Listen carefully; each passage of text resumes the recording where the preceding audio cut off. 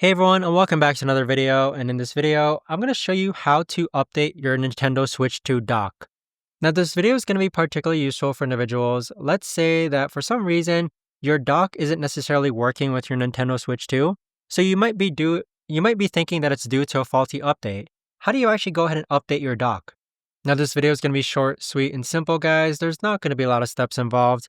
But in order to do this, what you're first going to do is that you want to navigate to where it says System Settings. Next, you want to scroll down even more, and you want to go ahead and click on System. Now, this is the really important step, guys. You're going to see this option here that says Dock Update, so go ahead and click on that. Now, what this is going to do is that it's going to check for updates to the Nintendo Switch 2 dock firmware. Now, those types of updates don't come as often as like system updates or game updates. So you only need to do this once in a while, but another important thing is that you could actually go ahead and set up automatic software updates, which is this option right over here. So you won't really need to worry about dock updates as much. But there you have it, guys. That right there is the best and easiest way that I know of to actually go ahead and update your dock on the Nintendo Switch 2.